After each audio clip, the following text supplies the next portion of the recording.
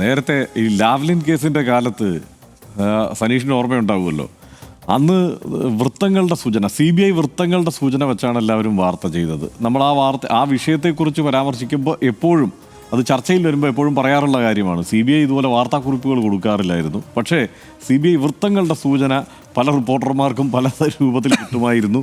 പക്ഷേ വർഷങ്ങൾ കഴിഞ്ഞിട്ടും പതിറ്റാണ്ടുകൾ കഴിഞ്ഞിട്ടും അതിൽ ഈ വൃത്തങ്ങളുടെ സൂചനകളെല്ലാം ഈ യഥാർത്ഥത്തിൽ വസ്തുതകളായിരുന്നില്ല എന്നാണ് പിന്നീട് നമ്മൾ കണ്ടത്. പക്ഷേ ഇവിടെ അങ്ങനെ ഒരു പ്രശ്നം ഇല്ല. ഇവിടെ എന്താണ്, ഇവിടെ എൻഫോഴ്സ്മെൻറ്റ് ഡയറക്ടറേറ്റ് വാർത്താക്കുറിപ്പ് തന്നെ ഇറക്കുകയാണ്. അപ്പോൾ ഈ പറഞ്ഞതുപോലെ വൃത്തങ്ങളുടെ സൂചന കൊണ്ട് ബുദ്ധിമുട്ടേണ്ട ആവശ്യം തൽക്കാലം മാധ്യമപ്രവർത്തകർക്കില്ല. അക്കാര്യത്തിൽ ഉദാരമായ സഹായം എൻഫോഴ്സ്മെൻറ്റ് ഡയറക്ടറേറ്റ് ചെയ്യുന്നുണ്ട്. ഇതിൽ സനീഷേ, കോൺഗ്രസിന് തന്നെ ഒറ്റയൊരു അഭിപ്രായം ഇതിൽ പറയാൻ കഴിഞ്ഞിട്ടില്ലാത്ത വിഷയമാണ്. അപ്പോൾ ഇതിലൊരു അഭിപ്രായം പറയുമ്പോൾ അത് കുറച്ച് ബുദ്ധിമുട്ടേറിയ വിഷയവുമാണ്.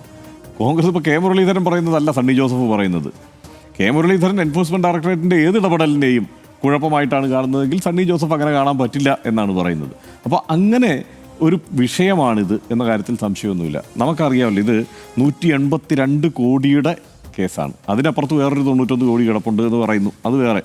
182 കോടി എന്തായാലും നമുക്ക് മുന്നിൽ കഴിഞ്ഞ 15 വർഷം കൊണ്ട് CMRL പലർക്കായി കൈക്കൂലിയായി കൊടുത്തതാണ് എന്ന് ഈ എൻഫോഴ്സ്മെൻറ്റ് ഡയറക്ടറേറ്റ് പറയുന്ന തുകയാണ്. അതിൽ 2,78,00,000 രൂപയാണ് വീണയ്ക്ക് കൈമാറിയെന്ന് പറയുന്നത്. ഇതിൽ സ്വാഭാവികമായും നമ്മൾ അന്വേഷിക്കുക എന്താണ്, അപ്പോൾ അങ്ങനെയാണെങ്കിൽ വീണയ്ക്ക് എതിരെയുള്ള അന്വേഷണത്തിൻ്റെ ഈ ദ്രുത നീക്കം എന്ന് പറയുന്നത് നമ്മൾ പ്രതീക്ഷിക്കുന്നത് തീർച്ചയായും മുൻ മുഖ്യമന്ത്രിയായിരുന്ന പിണറായി വിജയൻ്റെ മകളാണ് വീണ ടി എന്നതുകൊണ്ട് തന്നെ ആയിരിക്കും എന്ന് തന്നെയാണ്, സ്വാഭാവികമായും അതുകൊണ്ട് തന്നെയാണ്. പക്ഷേ അത് മാത്രമല്ലാത്ത ചില കാരണങ്ങൾ കൂടിയുണ്ട്. അത് കൂടി ആലോചിക്കുമ്പോഴാണ് നമ്മൾ ഇതിൻ്റെ കൗതുകകരമായ ചില തലങ്ങളിലേക്ക് പോവുക. അത് വേറൊന്നുമല്ല, ഈ ബാക്കി വരുന്ന ഈ വലിയ തുകയുണ്ടല്ലോ, അതെവിടെ പോയി എന്നുള്ളത് ആലോചിക്കുമ്പോൾ അത് കൊടുത്തിരിക്കുന്ന അതിൻ്റെ ഈ ആ പണം കൈപ്പറ്റിയിരിക്കുന്ന ഈ റെസിപ്പിയൻറ്റുകളുടെ കാര്യം നോക്കിക്കഴിഞ്ഞാൽ അത് ഇനീഷ്യലുകളോ ഒക്കെ അജ്ഞാതരോ ഒക്കെയാണ്. അങ്ങനെ പോയിട്ടുള്ള തുകയാണ് ഈ കനപ്പെട്ട തുക. അത് അന്വേഷിച്ച് കണ്ടുപിടിക്കാൻ വലിയ പ്രയാസമുള്ള പണിയാണ്. പ്രത്യേകിച്ച് വിയർപ്പിൻ്റെ വിഷമമുള്ള ഏജൻസികൾക്കൊക്കെ ഒട്ടും പറ്റാത്ത ഒരു പരിപാടിയാണത്. അപ്പോൾ എളുപ്പത്തിൽ ഇത് കണ്ടുപിടിക്കാവുന്ന സാഹചര്യം, അല്ലെങ്കിൽ ഈ അന്വേഷണത്തിൻ്റെ പിന്നാലെ പോകാവുന്ന സാഹചര്യം എങ്ങനെയാണ് ഉണ്ടായിട്ടുള്ളത്? കാരണം എല്ലാ ട്രാൻസാക്ഷൻസും ബാങ്ക് ത്രൂ ആണ്. കൃത്യമായി ബാങ്ക് വഴി ഇന്നയാൾക്ക് എന്നുള്ളത് കൃത്യമായി രേഖപ്പെടുത്തിയിട്ടുള്ള ഇടപാടാണ് വീണ ടിയുമായി ബന്ധപ്പെട്ടുള്ളത്. അതുകൊണ്ട് എളുപ്പത്തിൽ അത് ട്രേസ് ചെയ്യുക. അപ്പോൾ അതിന് പിന്നാലെ പോവുക, അതിൽ വലിയ വാർത്താ സാധ്യതയുണ്ട്. അത് തീർച്ചയായും ഈ പറയുന്ന കേന്ദ്രം ഒരുപക്ഷെ ആഗ്രഹിക്കുന്നുണ്ട് എന്നോ BJP ആഗ്രഹിക്കുന്നുണ്ട് എന്നോ CPM ആരോപിക്കുന്ന തരത്തിലുള്ള ഒരു രാഷ്ട്രീയ നീക്കമായി തന്നെ അതിനെ പരിവർത്തിപ്പിക്കാൻ പോകുന്ന ഒരു കേസ് സംഗതിയുമാണ്. ഇതെല്ലാം കൊണ്ടാണ് ഇത് ഈ നിലയ്ക്ക് ശ്രദ്ധ. പിന്നെ നമുക്കെല്ലാവർക്കും താല്പര്യമുണ്ടല്ലോ, ഇപ്പോൾ പിണറായി വിജയൻ്റെ മകൾ ആണ് വീണ ടി എന്നതുകൊണ്ട് തന്നെ അതിന് ആ ഒരു മാധ്യമ ശ്രദ്ധ ലഭിക്കും, ആ താല്പര്യവുമുണ്ട്. പക്ഷേ CPM ആരോപിക്കുന്നത് പോലെ, അല്ലെങ്കിൽ കെ മുരളീധരൻ ആരോപിക്കുന്നത് പോലെ ഇത് രാഷ്ട്രീയ പ്രേരിതമാണ് എന്ന് സംശയിക്കാവുന്ന സാഹചര്യങ്ങളെല്ലാം CPMന് മുന്നിലുണ്ട്. കാരണം കേന്ദ്ര ഏജൻസിയെ കൊണ്ട് ഇത്തരത്തിലുള്ള വിവിധ അന്വേഷണങ്ങൾ രാജ്യം മുഴുവൻ ഇത്തരത്തിൽ BJP സർക്കാർ നടത്തുന്നു എന്നുള്ളത് ആരോപണമായും ഒരു പരിധിവരെ വസ്തുതയായും നമുക്ക് മുന്നിലുള്ള കാര്യമാണ്. ആ കാര്യത്തിൽ കോൺഗ്രസിനും ഇത് സോണിയാഗാന്ധിക്കോ രാഹുൽ ഗാന്ധിക്കോ നേരെയാകുമ്പോൾ അത് ഇതേ ആരോപണം തന്നെയാണ് അവർക്കും ഉള്ളത്. അപ്പോൾ ഇവിടെ കേരളത്തിലേക്ക് വന്നു കഴിയുമ്പോൾ പക്ഷേ ഈ കേരളത്തിലെ സാഹചര്യം വ്യത്യസ്തമായതുകൊണ്ട് സണ്ണി ജോസഫിന് കുറച്ച് മാറ്റി പറയേണ്ടി വരുന്നു. നല്ല കയ്യടി കിട്ടുന്ന വിഷയമായതുകൊണ്ട് മാത്യു കുഴൽനാടൻ ആവേശത്തോടെ ഇറങ്ങി തിരിക്കേണ്ടി വരുന്നു എന്നുള്ളത് വാസ്തവമാണ്. പക്ഷേ ഇത് ഈ വാർത്താക്കുറിപ്പടക്കം നിഗൂഢമായ ഒരു വാർത്താക്കുറിപ്പെന്നാണ് എനിക്ക് തോന്നിയത്. കാരണം ഇതിൽ ഈ ചേർത്ത് വയ്ക്കാവുന്ന കണ്ണികളില്ല. പക്ഷേ അവിടെയും ഇവിടെയും തൊടാത്ത ചില കാര്യങ്ങൾ ഇങ്ങനെ പറഞ്ഞിരിക്കുകയാണ്. ഈ സമയത്ത് ഇങ്ങനെ ഒരു വാർത്താക്കുറിപ്പ് വേണ്ടിയിരുന്നോ? അല്ലെങ്കിൽ കൂടുതൽ വ്യക്തത ഉണ്ടായതിന് ശേഷമല്ലേ വാർത്താക്കുറിപ്പ് വേണ്ടത്?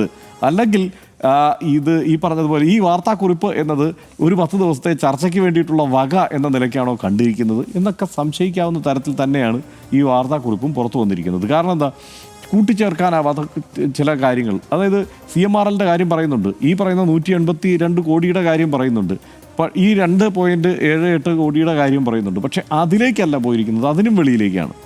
അതിനും വെളിയിലേക്ക് അത്യുത്സാഹത്തോടെ എൻഫോഴ്സ്മെൻറ്റ് ഡയറക്ടറേറ്റ് പോയിരിക്കുന്നത് എന്താണ്, അവിടെ എഴുതി വെച്ചിരിക്കുന്ന കണക്കിൽ എവിടെയോ ഒരു കടലാസിൽ ഈ കോടികളുടെ കണക്കുണ്ടെന്ന്. ഞാനൊക്കെ ഇവിടെ ഈ ഓണം ബമ്പർ എടുത്തതിന് ശേഷം ഇരുന്ന് സ്വപ്നം കണ്ടിട്ട് ഇങ്ങനെ എഴുതി കൂട്ടും. ഒരു കടലാസ് മുഴുവൻ എൻ്റെ കയ്യിലുള്ള കണക്കുകൾ കണ്ടു കഴിഞ്ഞ് കഴിഞ്ഞാൽ ചെറിയ കോടികളൊന്നും ആയിരിക്കില്ലല്ലോ. അപ്പോൾ ഇങ്ങനെയൊക്കെയുള്ള പല കണക്കുകൾ വരാം ഒരു കടലാസിൽ. പക്ഷേ അതിനെ എങ്ങനെയാണ് ഇങ്ങനെ ഊഹിക്കുന്നത്? ഇനിയിപ്പോൾ സിം എടുത്തിരിക്കുന്നത് സിമ്മിൻ്റെ ഫോട്ടോ കണ്ടു, അതുകൊണ്ട് ഇത് എന്താണ് വിദേശത്തേക്ക് ഇൻ്റർനെറ്റ് കോൾ ചെയ്യാൻ വേണ്ടിയിട്ടുള്ള സംവിധാനത്തിന് വേണ്ടി മറ്റൊരാളുടെ പേരിലെടുത്ത സിമ്മിൻ്റെ ഫോട്ടോയാണ്. ഇതെങ്ങനെയാണ് ഇങ്ങനെ അത് കണ്ടെത്തിയോ? ഇങ്ങനെ ഒരു ഊഹം, അതായത് ഇവർക്ക് ഈ എന്താണ് നന്നായി ഭാവന വിടർത്തിയാടിയിട്ട് അത് പേപ്പറിലാക്കി ഇതൊരു അന്വേഷണത്തിൻ്റെ ഒരു ഘട്ടമാണ് എന്ന് മാധ്യമങ്ങൾക്ക് മുന്നിൽ അവതരിപ്പിക്കാവുന്ന ഒരു സംഗതിയാണോ ഇത്? എനിക്ക് സംശയമുണ്ട്. കാരണം ഇങ്ങനെ എന്താണ് അവ്യക്തമായ ഇത്തരം വാർത്താക്കുറിപ്പുകൾ സാധാരണ നമ്മൾ കാണാറില്ല. അതങ്ങനെ നിരന്തരം കണ്ടു പരിചയിക്കുന്ന രീതി നമുക്കില്ലാത്തത് കൊണ്ട് ഇത്തരം അന്വേഷണ ഏജൻസികൾ അങ്ങനെയല്ലല്ലോ തരിക. ഒരു ഘട്ടത്തിലെത്തുമ്പോൾ അതെന്താണ് എന്നുള്ളത് വിശദീകരിക്കുകയാണ് ചെയ്യുന്നത്.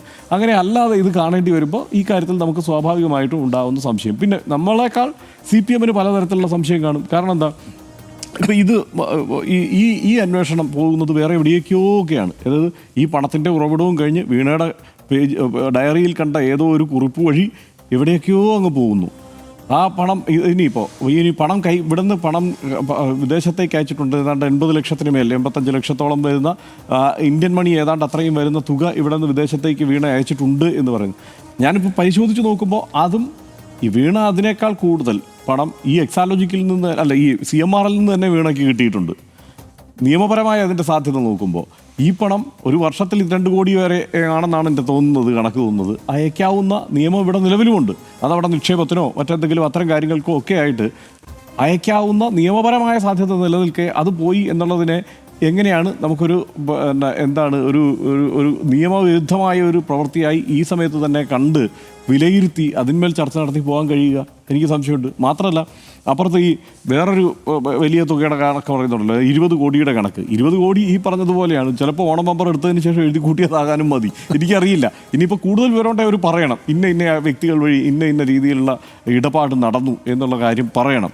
അപ്പോൾ ഈ പണം പോയത് എങ്ങനെയാണ് അതിനകത്ത് വ്യക്തതയില്ല. അവസാന വരിയിൽ, ഈ വാർത്താക്കുറിപ്പിൻ്റെ അവസാന വരിയിൽ ഏതോ ഒരു ഹവാല കണ്ടു, എവിടുന്ന് കണ്ടു, ആരുടെ കണ്ടു എന്നുള്ളത് പറയുന്നില്ല.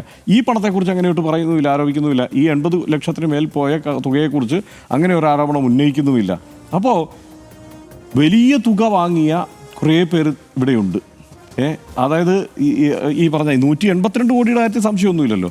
അതിൽ രേഖ ഉൾപ്പെടെ കൈമാറപ്പെട്ട തുകയാണ് 2,78 ലക്ഷം രൂപ. അതിന് പിന്നിലാണ് ആ എളുപ്പമുള്ള വഴിയിലാണ് യഥാർത്ഥത്തിൽ ഇപ്പോൾ എൻഫോഴ്സ്മെൻറ്റ് ഡയറക്ടറേറ്റ് ഉള്ളത്. ബാക്കിയുള്ളതിനെക്കുറിച്ച് തൽക്കാലം അവർ മിണ്ടുന്നില്ല. ഇത് ചില അന്വേഷണങ്ങളൊക്കെ നടക്കുന്നുണ്ട് എന്നുള്ളത് ഇടയ്ക്കിടയ്ക്ക് ചില കാര്യങ്ങൾ വരുന്നത് ഒഴിച്ചാൽ. പക്ഷേ എപ്പോഴെങ്കിലും ഇവരന്വേഷിച്ച് വരുമെന്നുള്ള കാര്യത്തിൽ ഈ മുരളീധരന് സംശയമില്ല കേട്ടോ.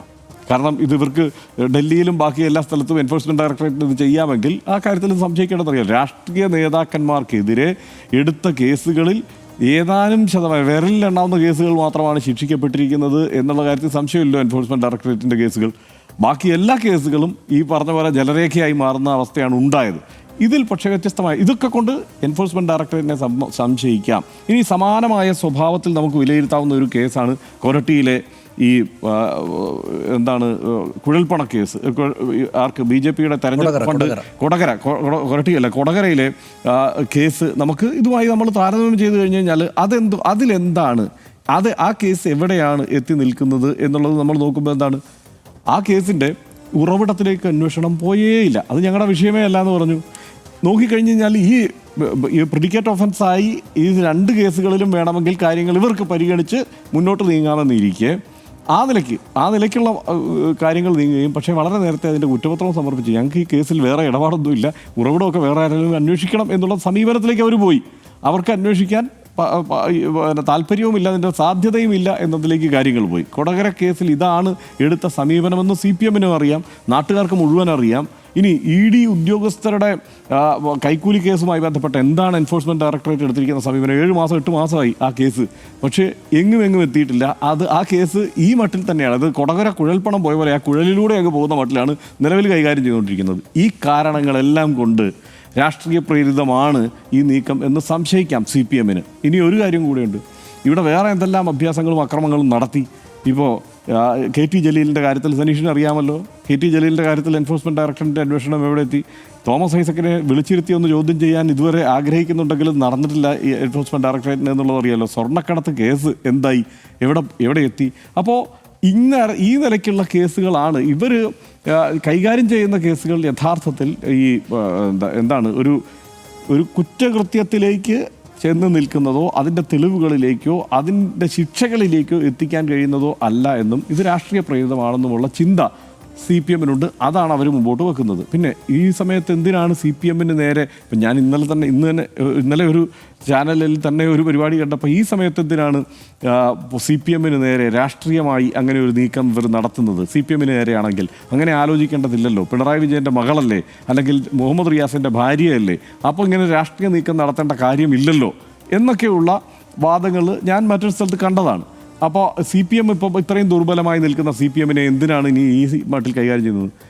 ഇവിടെ ഇപ്പോൾ ദുർബലം CPM-ആണ്. ഇനി കൂടുതൽ ദുർബലമാക്കാൻ പറ്റാവുന്ന ഒരു സംവിധാനമായി CPM-നെ അവർ കാണുന്നുണ്ടെങ്കിൽ കൂടുതൽ ദുർബലമാക്കിയാൽ ഇവിടെ ആർക്കാ നേട്ടം?